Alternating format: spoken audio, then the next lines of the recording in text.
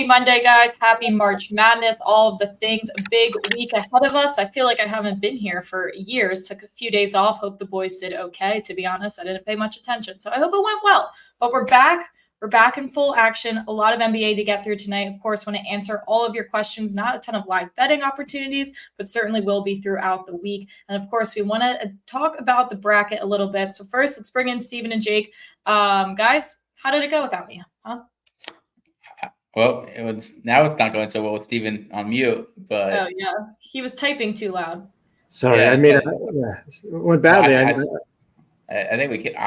think I was the best host that we've ever had. My unbiased. I lost the line. Made a bet, probably breaking some kind of company rule. Lost it. Yeah. Didn't have losing nights back to back in the NBA. So other than that, it was great. All right. Maybe I just need to be here for the good luck charm. I see Jake talking about in the chat. Let's talk about NFL really quick. Chase Young to the Saints right now. How do we feel about that? I don't think Chase Young. Yeah, it all depends. Like Chase Young, it seems like he'll go through spurts where he plays like a Pro Bowler, and then he'll disappear for 5 games. So it depends how consistent he plays. But he's as talented as any pass rusher there is. Right. Yeah. I mean, we'll see. He doesn't. He had decent numbers last year, but obviously Washington with him and Sweat were allowing 30 points a game. So, and then San Francisco, he had good production, but they didn't exactly terrify teams, even though they had 2 of the best big name pass rushers on the team. So, I don't think it's gonna. I'll see what it's all about. What the money is. I'm curious what he got. Mm-hmm. Yeah, I was looking into that too.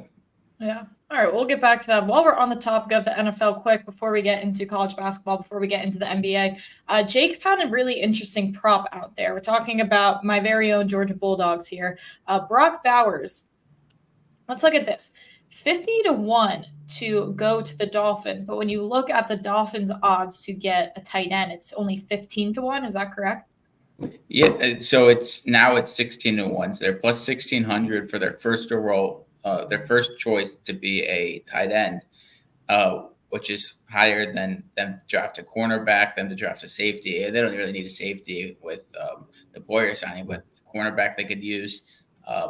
So it's really interesting that they're 16-1 odds for their first choice to be a tight end, but 50-1 odds to draft Brock Bowers, which seems just if you're going to draft a tight end with your first choice, you're going to draft Brock Bowers.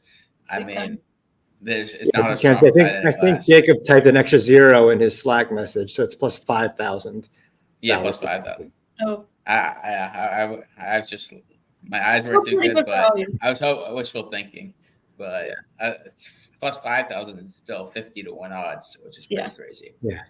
So they're concerned that when initially it was early pre-mock drafts, and we've been archiving some of the more notable ones, had Bowers going top 10, as high as 5th to the Chargers. And I think Bowers Chargers is still like plus 1,500.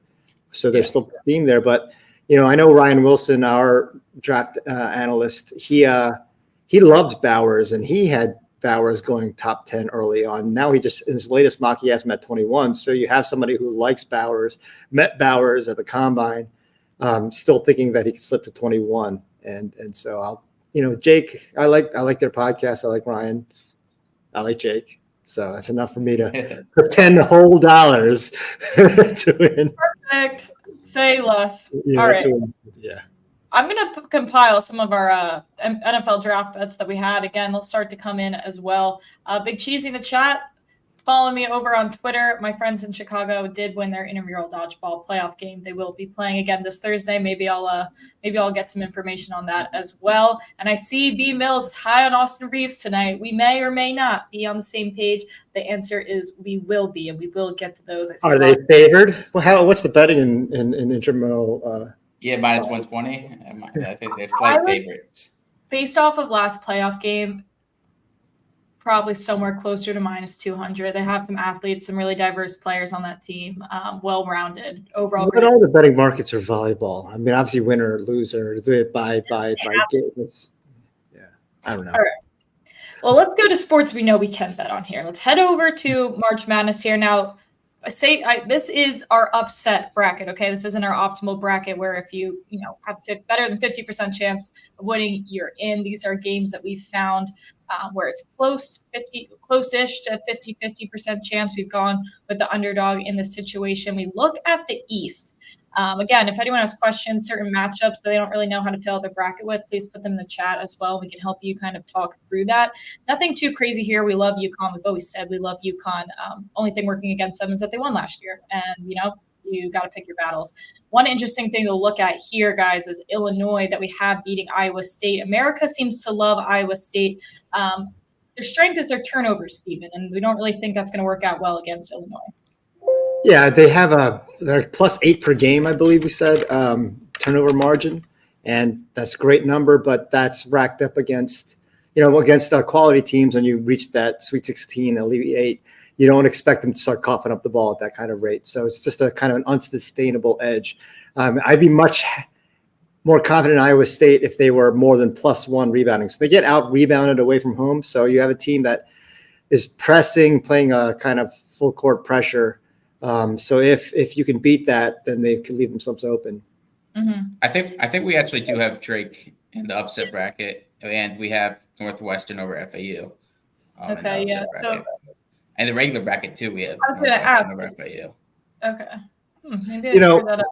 I would strongly not to shill for the company, but it would really help us out is if not only do you play your bracket on Sportsline on CBS Sports, but if you on my screen I have the bracket up. If you sign up, you can actually click on the little I button for any possible matchup, and you will see the Sportsline, which is our team's model projection and percent chance of winning.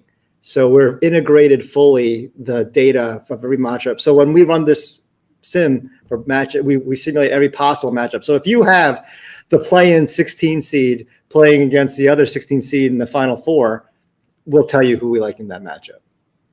Mm-hmm. All right, let's head over to a little more chaos. We're calling this a Wild West here. We have a ton of value on a ton of different teams to have a shot of making it out of this region. Obviously, some of those are greater than others, but absolute chaos here. Looking at North Carolina, we've never liked North Carolina. I don't think that's a surprise to anyone who's watched this show. However, Michigan State could be one of those teams to get rid of a 1 seed. Someone's got to get rid of a 1 seed somewhere early. That's just bound to happen. So we think it's Michigan State here. Well, I think this is just about the draw that like UConn, they have a lot better chance to beat Northwestern, FAU. North Carolina, I think if Mississippi State, if they play like they did against Tennessee, where they just absolutely ran them out of the gym, I think if Mississippi State wins, they could beat North Carolina as well. But we like Michigan State. They're a veteran team. This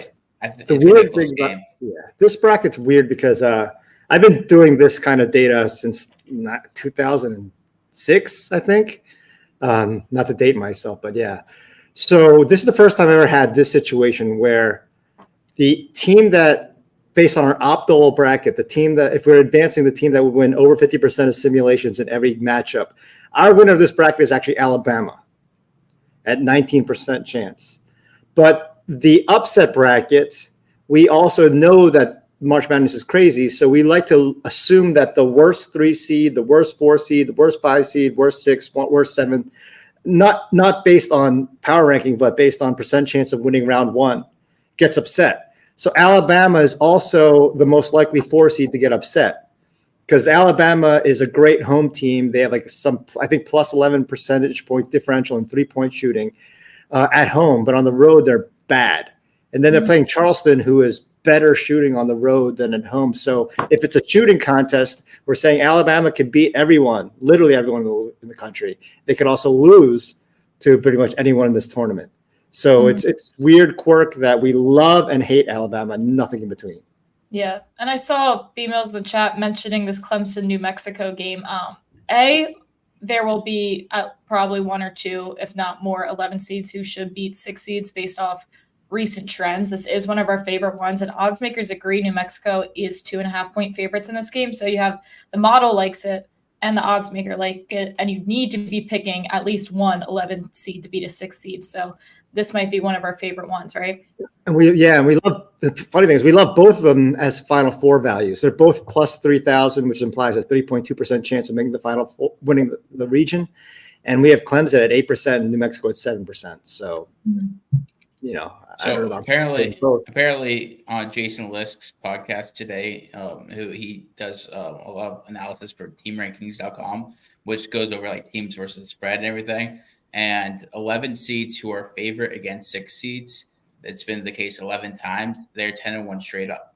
So that's big time in favor of New Mexico there. Mm-hmm.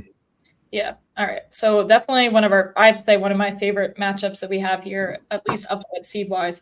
All right, let's move on quickly and then we'll head to the NBA. Let's talk about the South here. Again, if we want to talk about 12 to upset of 5, James Madison might be one of our better shots here to do so. We do ultimately love Houston here. Another good thing to point out, sorry, Jake, just plug your ears for this. We like Boise State or Colorado. With whichever team it is, they both have a greater than 50% chance of beating Florida. And historically, correct me if I'm wrong, Jake, the past 7 tournaments, what was it that a play-in team has won a first-round game? 12 of the last 13. But something interesting also is that the model, I think 5 games that we've had, the Gators getting upset, or Gators with strong value against, they're 5-0. Yeah. So the model hates the Gators. The Gators are really good when the model hates the Gators. I still think so. Jake's primary responsibility is to maintain the college basketball model. So clearly he's doing something to make me look bad in the benefit of his Gators because he's total control of that. So that's there's that point. Second thing is Jacob's childhood. He loved Boise's pretty blue colors, so he wouldn't be that upset if Boise beat Florida, right? There'd be a lot of orange and blue in that game, I'll tell you that. Yeah, we like Boise in that matchup. Colorado's just like favorite according to that spread. Mm-hmm. Again, this is our upset bracket for people looking all over the board for some of these games as well. All right, let's head over to one more region here. Creighton, to no surprise, really, we do love great Final Four value in general. We think if anyone's going to beat Zach Edey and Purdue, Creighton probably has a shot between both of their centers, right? One being a shooting threat, one probably just able to hack away at Edey and overall get him in some foul trouble. Yeah, they have good size. I mean, they have Kalkbrenner 7'1". He's not 7'4" like Edey, and Edey probably has 80 pounds on him just because that 7'4" frame is well filled out. But they have Frederick King, who's 6'11" backup center, who'll probably go in there with his only purpose just to hack Edey. Mm-hmm. Edey did shoot the ball pretty well. Does shoot the ball pretty well from the free throw line. I think he's 71% this year, but he's had times where he's gotten in a bit of a rut where he can't shoot free throws. So that's going to be interesting. If Edey makes his free throws, that could carry them. But then again, if Creighton's shooting lights out, we like Creighton. These college refs, I mean, refs of both NBA and college can really be inconsistent. If they call a tight game and put Edey in foul trouble, that's why I like Creighton having a scoring threat, a guy who averages 16 points, and to maybe draw an early foul or two. Purdue's problem is in the NCAA tournament last year when they got upset by FDU, they shot 10 percentage points or worse from 3 than they did for the season. And they turned the ball over like twice as much than their opponent. Then they're upset against Wisconsin. Same thing happened. They shot 41% from 3 this season, but they only shot 31 that game. And they turned it over 3 times as much, 15-5 versus Wisconsin. So that lack of consistency, which again, that's something that Edey has no control over, really, right? How they shoot in threes and who's turning the ball over. Mm-hmm.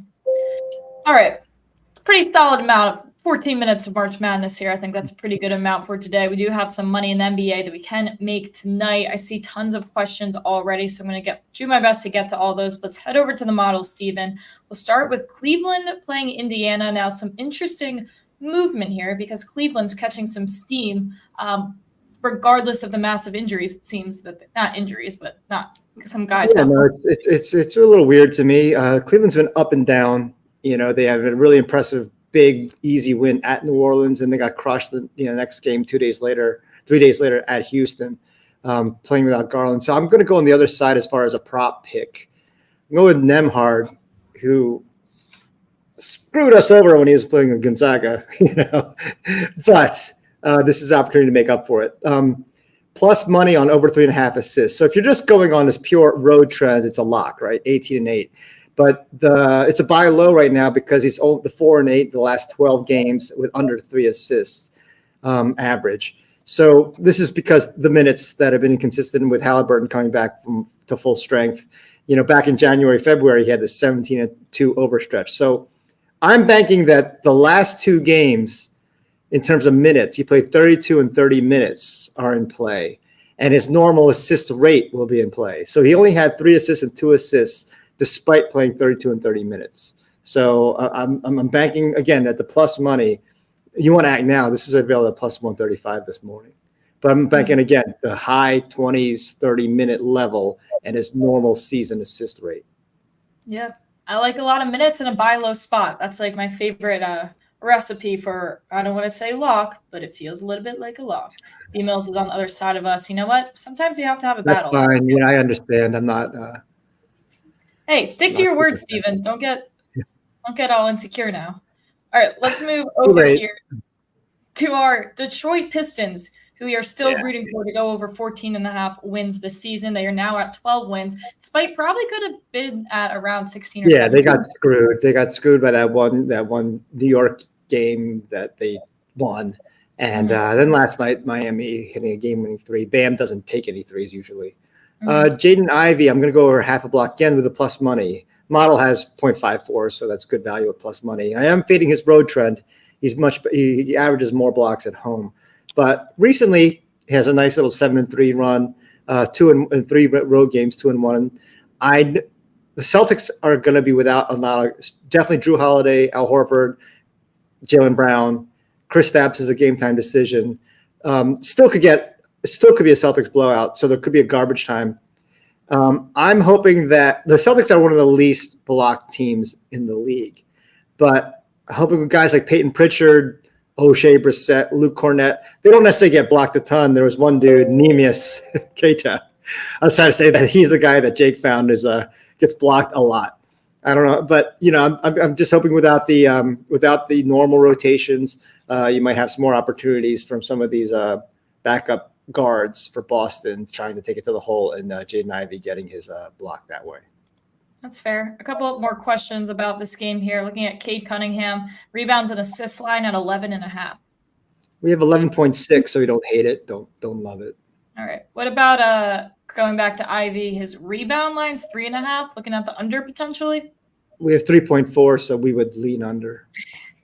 Sometimes we're just so in line with Vegas, which makes me feel like we're really good at our job because clearly we're in the heads of Vegas, but then sometimes it means I did get the double-double on Jalen Duren. I gave you credit for that pick. It was minus 145 on Friday, which, is easy. Oh, yeah. That's crazy. That's not constantly minus 200. All right. I think that's all I see for this game. I saw some questions about Siakam, if we want to head back there very quickly. His rebound line 7.5. We have 7.6, so don't hate it. We don't hate it. A lot of we don't hate. All right, let's move on to a pick we probably do like a lot. Let's go to Miami headed to Philadelphia. Miami catching a lot of steam. It seems like maybe on Philly. I mean, Philly's like, I don't know who's out and who's playing probably. And plus, they've been playing pretty badly. I'm going to go with Terry Rozier. You want to act now? This was points was 14.5. Minus 125. So yeah, you can get it minus 105 at 15.5. Models at 17.6. It's got a nice strong recent trend. Now I'm not going to bank on this road trend at all because that's with mostly accumulated at Charlotte, where he was scoring more, 20-6. I do like this. This is interesting. His higher road average, that obviously and it has stayed in Miami. So as a member of the Heat, he's averaging 17.4 on the road, 6-2 over. Just 13.5 at home, 5-7 over. Tyler Hero's out. Jovic and Love. Jovic has been starting.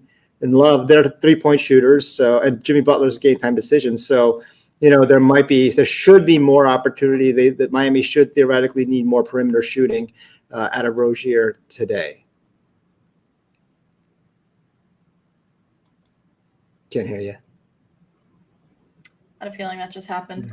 A few questions in this game here. We'll go to B-Mills with Bam Adebayo going under his assist line here. Yeah, I didn't get my 3.5. So what's the line? 3.5. We have value on his over, but no one's been getting assists for Miami recently. And by no one, I mean Rozier had 9 the other day, but he had 1, 4, 4, 4.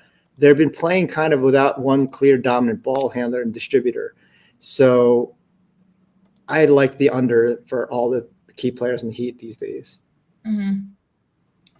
Okay, let's head on over to Portland going to Chicago. Don't see too many questions here, but we do have a play we like. I'm just going to go with this one. I'm 2-0 with Simon, so got to go 3-0. 2.7 turnovers in the model. The season numbers are good for what we have here. The unders 13 and 7. Recently, his turnovers are higher. Again, I've said this. This is the third time I'll say this now. With Scoot Henderson playing, he averages just 2.7 turnovers. When Scoot doesn't play, he averages 3.4 in the 6-3 over because he's playing more of a point guard role. So this is a situation I just hope that it's a normal playing with Scoot day. Mm-hmm. That's all I can ask for, just a normal day. Okay, let's move on to Minnesota going to Utah. I knew there were some questions in the chat here. I know, so Gobert is a game time decision, right? Yeah, and the model really likes Utah just because we're assuming Markkanen's back. But for the season, Minnesota allows 7 points more on the road, and Utah's got very good home splits, 20 and 14 straight up, 22 and 12 against the spread, plus 4-point differential. They really do well on the boards, especially. So that's why the model does definitely like Utah against the spread. Mm-hmm. I'm going to go with Anthony Edwards over in 4.5 assists. He averaged, the over is, actually is above 500, but his average is higher on the road this season. I also like that Mike Conley's been playing well. So Mike Conley, the point guard, he's had 23 and 25 points last 2 games, but just 2 and 3 assists. He's 5 for 8 from 3 in both those games. So he's shooting well. So I'm hoping that trend continues and Edwards is looking for Conley more as opposed to the other way around. Guards who average similar average assists as Edwards do average more assists at Utah. They average over. So these guards average 4.5 to 5 assists a game against the league. They average 5.4 at Utah and 5.2 versus Utah. So more assists than normal versus Utah. Gotta love that new stat we got going. Shout out Jake. Love to see it. Okay, I think there were. Maybe I'm making this up. I don't see too many questions here. Let me know if I'm missing anything, guys. Flanders over three-pointers. I'm not gonna lie, I don't know very much about him. Ned Flanders, the Simpsons character. Yeah. Oh, I think. right. I don't know if there's somebody who looks like Ned Flanders. Yeah. I have a distant cousin who looks exactly like Ned Flanders with the mustache, and I used to watch the Tracy Ullman show in 1989, 1990 because The Simpsons started as a little cartoon cut-in and out of commercial breaks. So that's how old I go back to The Simpsons. Yeah. Y'all don't even know what you're talking about. Most of you weren't even born. My cousin who looks like Ned Flanders, I went up to him when I was 8 years old. I go, "Excuse me, are you Ned Flanders?" Damn, that's gotta sting. Okay, while we're in the model for this game, Knicks headed to Golden State. I see a ton of questions about Josh Hart. His points and rebounds, and assists, all of the things. I know his rebounds and assists line is 15.5. Yeah, we don't have value necessarily on Josh Hart, but I would never bet under on him. Yeah. I just posted it because Derek pointed out on Twitter that with OG Anunoby out, that maybe he'll get more minutes. But I was like, how could he get more minutes? His low in minutes over the last 12 games is 39 twice. Mm-hmm. And he's been rebounding like Dennis Rodman, is ridiculous. So, no, I don't buy in. I don't like our model projection for just 21.4 points and rebounds, but it is what it is. We'll be the first to admit it. The pick I like here is the Knicks against the spread, and it's steamed to Golden State from 4.5 to 6.5. And I don't think Anunoby being out because he just came back a few games ago, combined with the Warriors' good win at LA, I don't think that's enough to steam at 2 points. Mm-hmm. The Warriors are just 13 and 19 at home against the spread. They have a negative point differential, and they don't rebound as well at home. Whereas the Knicks, obviously, they're playing really well. Their defense, they have very good road point differential and good winning ATS record. Their 3-point defense, so obviously 3-point shooting is very important to Golden State. But the defensive 3-point percentage that the Knicks are, the run they're on now, 27, 33, 24, 30, 23, and 32. And this is the rebounding differential. They're good all year, +6 on the road. But recently they've had 2 double-digit rebounding edges. So the Knicks, I mean, the last time I liked the Knicks against the spread, they just flopped randomly. But I still think that they're good. They had a day off, so it shouldn't be too hard for them to get up. There we go. That's fair. How about Jalen Brunson here? Be like him over 27 points. We only have 26.5 points projected. DiVincenzo may be interesting. We don't have I probably don't have value, but is his revenge game? I guess I don't think he's not bad at Golden State, but Yeah, fair. And then what about Draymond here? Points and rebounds, 14.5. Can we take a look at his recent game log? I feel like we only have 13.7 projected, so we don't have value. But yeah, so he's getting a lot of assists, not scoring a lot recently though. So that'll be a tough measure. Interesting. Okay. Maybe it's a good buy list spot on the points here. All right, let's head back to, we got 2 more games. The one player I really liked was Andrew Wiggins based on his recent performance. He's been 16, 17, 16, 6, 5, 4, steady, rebounding 6, rebounding. So I think there's value on his points and rebounds. Mm-hmm. Okay. Good, nice spot there. We'll head over to Memphis going to Sacramento. Not too much steam going on here. Sacramento 9.5-point favorites at home. Yeah, they've steamed more to 10.5 now. I don't think we always pretty much always fade Sacramento at home because, just for their metrics. The player I look at is Santi Aldama. I think that's how you say it. Over 10.5 points, that plus money.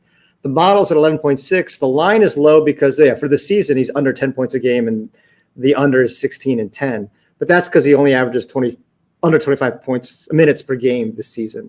The last 7 games at 30 minutes plus.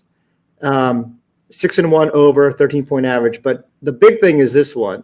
For the season, when he's played 32 plus minutes, which he should tonight, he's 6-0 with a 14.2 average on the road. Mm-hmm.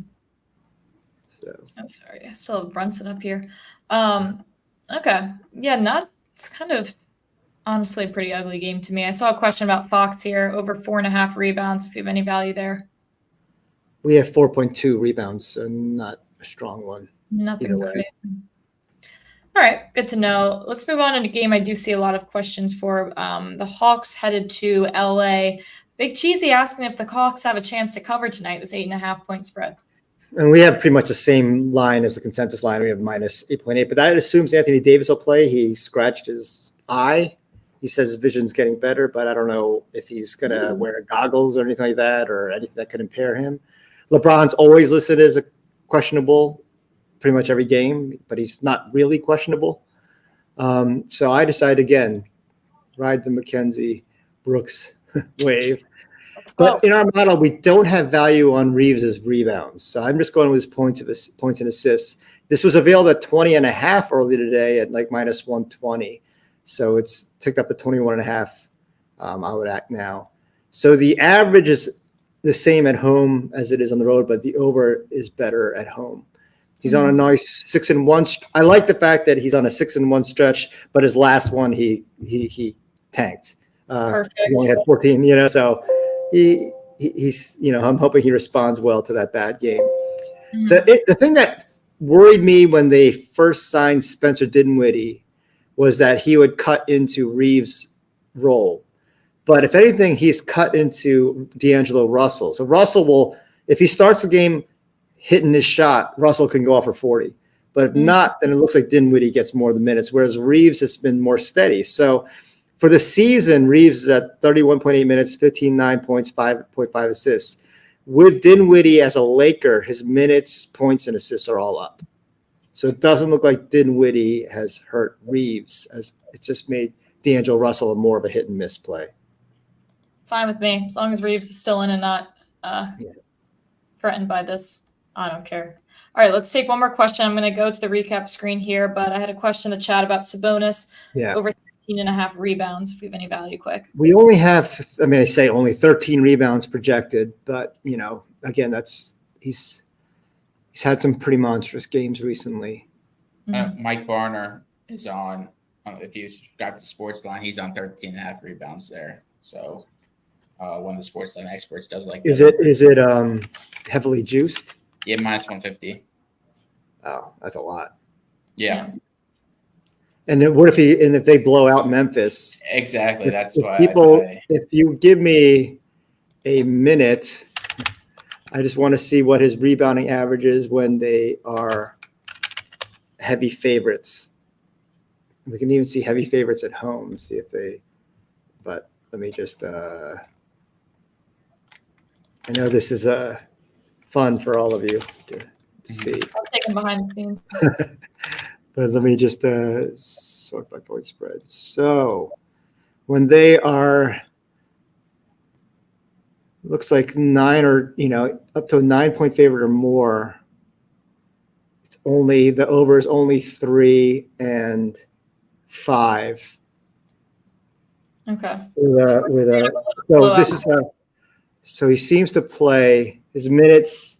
His minutes are not that bad in these heavy. Yeah. So it's an interesting fact. He actually plays his full complement of minutes, just historically hasn't gone over.